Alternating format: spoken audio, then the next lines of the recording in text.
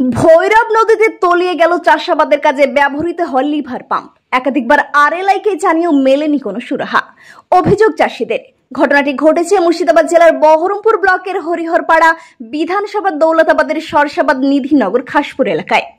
নদীতে বাড়ছে জল, চাষাবাদের কাজে ব্যবহৃত হয় লিভার পাম্প তলিয়ে যাচ্ছে ভৈরব নদীতে। রীতিমতো একাধিকবার একাধিক জায়গায় জানানো হলেও পায়নি চাষিরা কোনো সুরাহা। আসেনি কোনো সরকারি জনপ্রতিনিধি। মাথায় হাত চাষিদের। প্রায় 200 বিঘা জমি এই লিভার পাম্পের অধীনে। কি করে দেবে জমিতে সেচ, কি করে পাট পচাবে, সামনে আমন ধানের চাষ, তাই হাত চাষিদের মাথায়। তলিয়ে গেলে কি হবে? লক্ষ টাকার জিনিস কেউ সহযোগিতার হাত না বাড়িয়ে দিলে বিভিন্ন সমস্যার সম্মুখীন হতে হবে তাদের।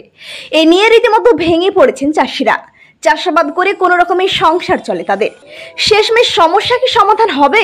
এই নিয়ে উঠছে প্রশ্ন। কেন বারবার আরএলআইকে জানিয়েও মিলছে না কোনো সুরাহা? কেন আসছে না সরকারি জনপ্রতিনিধি? কেন বারবার দূরে ঠেলে দেওয়া হচ্ছে চাষিদের? প্রশ্ন একটাই, প্রশ্ন সকলের। মুর্শিদাবাদ থেকে আলিফ ইসলামের রিপোর্ট, এবি নিউজ বাংলা। বিগত এটা 1975 বা 78-এর মধ্যে হয়েছে এই লিভার পাম্পটা। এতে মানুষ বহুত উপকৃত হয়, মানে প্রায় 200-ও বেশি আবাদ হয়। তো এখানে অন্য কোনো ব্যবস্থা নেই জলের। এই লিভার পাম্প থেকেই হয়, ধান হয় বা আদার্স ফসল হয়। এই যদি লিভার পাম্পটা ডুবে যায় এই বোটটা, তাহলে মানুষের প্রচণ্ড ক্ষতি হয়ে যাবে। কি আবাদ হবে না, প্রায় 50 বিঘা ধানই হয়, সেটা হবে না। তারপর আরো আদার্স আবাদ হয়, অন্য কিছু সবজি হয়, সেগুলোও হবে না। মানুষ খুব অসুবিধার মধ্যে পড়ে যাবে। এ নিয়ে এই যে আমাদের এখানে যে চালাই লালু, তার মুখে শুনছি যে ওই 3-4 মাস থেকে ঘুরছে অফিসারের কাছে, তো কোনো অফিসার এটা নিয়ে কোনো লাইনি। আজকে আমাদের 3-4 দিন হলে জল বেড়েছে, তাও দেখছি আমি আসি চান করতে এসে দেখছি যে এরকম অবস্থা। ওকে জিজ্ঞেস করি যে এই বোট কবে তুলতে আসবে। আজকে সকালে চান করতে আসলাম, দিয়ে দেখছি তো কয়েকজন আসলো, এসেও ওরা দেখে চলে গেল। যদি 4 মাস থেকে যদি বোটটা না তোলা হয়, এত দায়িত্ব, সব দোষ কিন্তু অফিসারদের, যারা এই ডিপার্টমেন্টে আছে, যারা এখানে চাকরি করে, তারও দায়িত্ব। বোটটা ডুবে গেলে এ তো অশিক্ষিত ছেলে, যে লালুকে আমরা হয়তো গ্রামের লোক দায়িত্ব দিয়েছি, সে কিন্তু চালায়, কিন্তু ও অশিক্ষিত ছেলে। কি চাইছেন? আমরা চাচ্ছি বোটটা ইমিডিয়েট তোলা। যদি না তোলা হয় তাহলে প্রচুর ক্ষতি হয়ে যাবে গ্রামের মানুষ, গ্রামের ধান ফান হবে না। তো আপনার নাম পরিচয়? আমার নাম আব্দুল জব্বার মন্ডল, বাড়ি সরসাবাদ মধ্যপাড়ায়।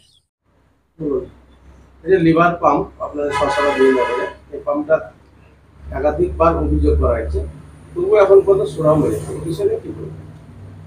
নিধিনগর সরসাবাদ যে আরএলআই, আজকে জানতে পারলাম যে এটা ডুবে যাচ্ছে। আমরা ইঞ্জিনিয়ারের সঙ্গে সঙ্গে ফোন করেছি এবং লোকাল কোনো মানুষ মারফত জানতে পারিনি, এবং অন্য সূত্রে জানতে পেরে ইঞ্জিনিয়ারকে ফোন করেছি সরাসরি।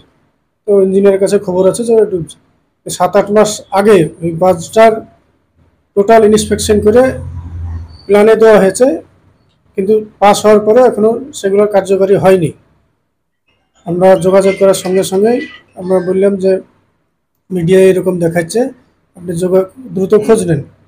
তো সে বলেছে আমাদের মিস্ত্রি চাবে যে ওটা চেষ্টা করা হবে তোলা, কিন্তু ওটা স্বীকার করেছে যে সমস্ত প্রসেস প্রক্রিয়া করার পরেও কিন্তু এখনো সে কাজ হয়নি।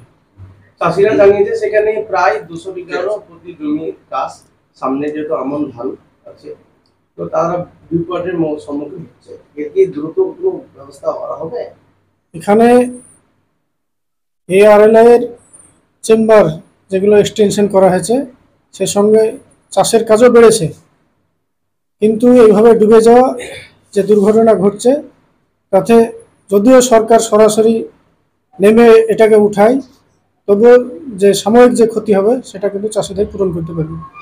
কারণ যে সেখানে নেই কোনো ইলেকট্রিকের ব্যবস্থা, নেই কোনো প্লাস্টার, নেই কোনো কোনো স্যালো মেশিন, তো চাষিরা অনেক বিপদের মুখে পড়বে। এখন ধান চাষের মরশুম আসছে, যেহেতু পাট আছে, পাট পচানো আছে, পাটটা যতক্ষণ না জমি থেকে কাটা হয়েছে ততক্ষণ ধান হচ্ছে না। এই সময়কালে যদি মেরামত হয়ে যায় তাহলে চাষিদের সুফল। কি আশ্বাস দিচ্ছে? এখানে ইঞ্জিনিয়ারের সঙ্গে যোগাযোগ করেছিলাম আমরা, তারা বলেছে যে সমস্ত প্রক্রিয়া আছে, কিন্তু টেন্ডারে যায়নি এখন। টেন্ডারে গেলে সেটা দ্রুত সারানোর ব্যবস্থা করবে, এই কথাই আশ্বাস দিয়েছে ইঞ্জিনিয়ার। Thank you.